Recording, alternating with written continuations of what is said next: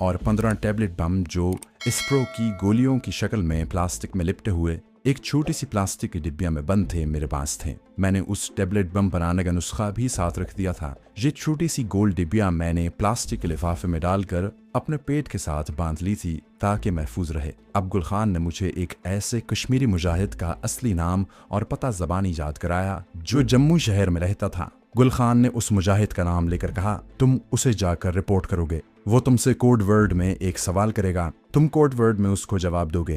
गुल खान ने मुझे ये कोड वर्ड वाला जवाब भी अच्छी तरह से ज़हन नशीन करा दिया। उस मुजाहिद का हुलिया भी बता दिया। दिल्ली में गुल खान के पास ये मेरी आखिरी रात थी। सुबह मुझे रेलवे स्टेशन से ट्रेन में बैठकर जालंधर रवाना होना था, जहां से मुझे जम्मू के लिए दूसरी गाड़ी पकड़नी थी।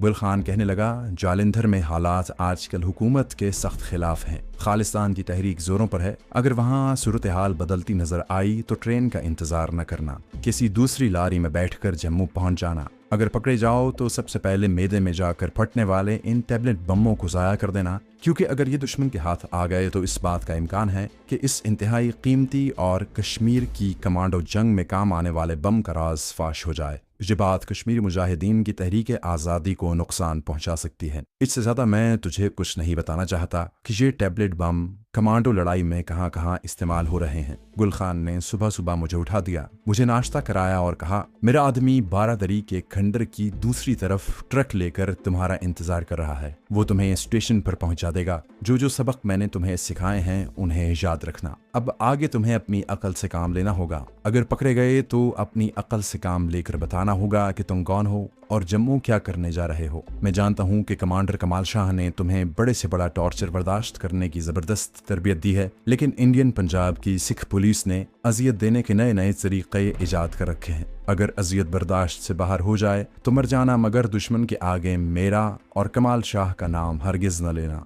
तुम्हारे अकेले के मर जाने से कोई फर्क नहीं पड़ेगा, लेकिन अगर तुमने मेरा या कमांडर कमाल शाह का नाम बता दिया तो तहरीक आज़ादी कश्मीर को नाकाबिल तलाफ़ी नुकसान पहुँचेगा।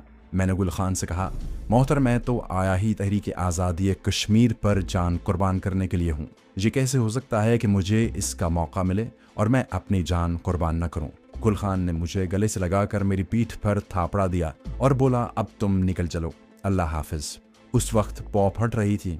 क्वार्टरों पर पिछले पहर का अंधेरा और खामोशी छाई हुई थी। मैं तेज तेज कदमों से क्वार्टरों की आबादी से निकलकर बारादरी के खंडर की तरफ हो गया। रास्ता मेरा जाना पहचाना था। बारादरी की दूसरी तरफ आया तो वहां अंधेरे में कच्ची सड़क के किनारे एक ट्रक खड़ा था। मुझे करीब आता देखकर गुल खान के आदमी ने ट्रक स्टार्ट कर दिया। मैं अगली सीट पर ड्राइवर के साथ बैठ गया और ट्रक दिल्ली शहर की तरफ चल पड़ा। मौसम बड़ा खुशगवार था। ये अक्टूबर के शुरू का मौसम था और रात को खुनकी हो जाती थी। गुल खान ने मुझे नायलॉन की निस्वारी रंग की एक जैकेट पहना दी। उसने कहा था कि जम्मू में सर्दी होगी, ये वहाँ तुम्हारे काम आएगी। ट्रक ने मुझे दिल्ली के रेलवे स्टेशन के बाहर उतार दिया। जिस ट्रेन में मुझे जालंधर जाना था वो कलकत्ता की तरफ से आ रही थी। ये बात मुझे गुल खान ने बता दी थी और ताकीद की थी कि चूंकि पंजाब में सिक्योरिटी बड़ी सख्त है और इंटेलिजेंस के आदमी रेलवे स्टेशनों पर अक्सर मंडलाते फिरते हैं, इसलिए वक्त से पहले प्लेटफॉर्म पर मत जाना और कलकत्ता एक्सप्रेस की आखिरी बोगी की किसी डिब्बे में बैठकर कोशिश करना। हो सकता है गुल खान को इस बात का तजुर्बा हो कि इंटेलिजेंस वाले आखिरी डिब्बों की तरफ कम तवज्जो देते हैं। कलकत्ता एक्सप्रेस के आने में अभी 20 मिनट रहते थे। मैं इतनी देर में स्टेशन के बाहर ही एक जगह घास के प्लॉट में बैठा रहा। जब ट्रेन के आने में 6-7 मिनट रह गए तो मैं स्टेशन में आ गया। टिकट मैंने आते ही ले लिया था। मेरी खुशकिस्मती के ट्रेन लेट नहीं थी, ठीक वक्त पर आई। मैं गुल खान की हिदायत के मुताबिक पिछली बोगी की तरफ गया। ट्रेन कलकत्ता से अमृतसर तक चलती थी। उसमें काफ़ी रश था। मैंने ग्रे कलर का हिंदुआना कुर्ता और तंग मोहरी का पजामा और गुल खान की दी हुई नायलॉन की नस्वारी जैकेट पहनी हुई थी। पाँव में बंगलोरी चप्पल थी। मेरे कमर के साथ वो रुमाल बंधा जिसमें प्लास्टिक के लिफाफे में बंद वो छोटी सी डिब्बिया थी जिसके अंदर स्प्रो की गोलियों की शक्ल के 15 टैबलेट बम थे। मुझे सबसे ज़्यादा उनकी फिक्र थी क्योंकि ये एक कमांडो का बड़ा कीमती सरमाया था। ये 15 टैबलेट बम दुश्मन के 15 कमांडो या जर्नैलों को बर्बाद कर सकते थे। प्लेटफॉर्म में आते वक्त भी मैंने कमांडो की उकाबे निगाहों से लोगों का जायजा लिया था और डिब्बे में बैठने के बाद भी मैंने अंदर बैठे हुए लोगों के चेहरों को खास निगाहों से देखा। मुझे उनमें कोई मुश्तबा शख्स दिखाई न दिया। ये मेरी भूल थी। ये हकीकत है कि आदमी चाहे जितना मुकम्मल हो जाए, कहीं ना कहीं उससे गलती ज़रूर हो जाती है। मुझसे भी गलती हो गई थी। गलती ये थी कि मैंने अपनी कमांडो ट्रेनिंग और फ़नी महारत और चेहरा शनासी की अपनी सलाहियत पर ज़रूरत से ज़्यादा भरोसा कर लिया था। असल में एक आदमी उस वक्त से ही मेरे पीछे लग गया जब मैं दिल्ली स्टेशन के सामने वाले प्लॉट में घास पर बैठा था। ये दिल्ली पुलिस के इंटेलिजेंस ब्यूरो का आदमी था। मैंने उसे नहीं देखा था, मगर मैं उसकी निगाहों में था और मेरी बदकिस्मती कि वो मेरे डिब्बे में आकर मेरी सामने वाली सीट पर बैठ गया। जब तक गाड़ी खड़ी रही उस शख्स ने मुझसे कोई बात न की। जब गाड़ी दिल्ली शहर से काफ़ी आगे निकल गई तो उसने मुझसे बातें शुरू कर दी। उसने जेब से सिगरेट की डिब्बियाँ निकाल कर सिगरेट पेश किया। आप सिगरेट पियेंगे? मुझसे ये हिमाकत हो गई कि मेरे मुंह से निकल गया कि मैं सिगरेट नहीं पीता। असल में मुझे सिगरेट की वाकई आदत नहीं थी और उसका नशा भी नहीं था, लेकिन एक तरबियत याफ्ता कमांडो की हैसियत से मुझे याद रखना चाहिए था कि मैं स्टेशन के बाहर प्लॉट में बैठा हुआ था तो सिगरेट पी रहा था। उस आदमी ने मुस्कुराते हुए कहा, मगर आप बाहर प्लॉट में तो सिगरेट पी रहे थे। मेरे जिस्म में सनसनी की एक लहर दौड़ गई। एक सेकंड में मैं समझ गया कि ये इंटेलिजेंस का आदमी है और उस वक्त से मेरी निगरानी कर रहा है जब मैं स्टेशन के बाहर प्लॉट में बैठा था। मैंने हंसकर कहा, बात यह है महाराज कि इस वक्त मेरा सिगरेट पीने को जी नहीं चाहता। मैं कभी कभी सिगरेट पीता हूँ। उस शख्स का हुलिया ये था कि उम्र जवानी की हुदूद पार कर रही थी। बालों पर थोड़ा थोड़ा खिजाब लगा हुआ था। सर दरमियान से कुछ गंजा था। बदन भारी था। मैली सी खाकी रंग की कमीज के ऊपर ठंडा कोट पहना हुआ था। नीचे एक पतलून थी। वो सिगरेट उंगलियों में लेकर हाथ की मुट्ठी बनाकर उसके कश लगा रहा था। दो एक बार वो खांसा तो साथ वाले मुसाफिर ने उसकी तरफ नापसंदीदगी की निगाह से देखा। उस आदमी ने हंसकर कहा, ये लो महाराज, सिगरेट फेंक देते हैं। और उसने सिगरेट सीट पर से जरा उठकर मेरी खिड़की के बाहर फेंक दिया। फिर वो बड़ी खुशी अखलाकी के साथ मुझसे बातें करने लगा। भाई जी, आप अमृतसर जा रहे हैं क्या? मैं जानबूझकर खिड़की की इस दौरान मैंने सारी हिकमत अमली जहन में तैयार कर ली थी कि मुझे उसके सवालों के क्या जवाब देने हैं। पहले तो मैंने जाहिर किया कि मैंने उसकी बात नहीं सुनी। जब उसने मेरे घुटने को उंगलियों से जरा हिलाते हुए अपने सवाल को दोहराया तो मैंने गर्दन घुमाकर उसकी तरफ देखा और कहा, हाँ जी, मुझे अमृतसर जाना है। जालिंदर का वैसे भी मुझे नाम नहीं लेना था। अमृतसर का नाम मैंने इसलिए बोल दिया था कि अगर उसने अमृतसर के बारे में पूछा कि वहाँ कहाँ रहते हो तो मैं अमृतसर शहर के बाजारों और मोहल्लों से काफ़ी वाकिफ था, उसके सवाल का जवाब दे सकता था। उसने जब पूछा कि अमृतसर कहाँ रहते हो तो मैंने बेनियाजी से कहा, सिंहपुरे में रहता हूँ। वो आदमी बड़ा चालाक था।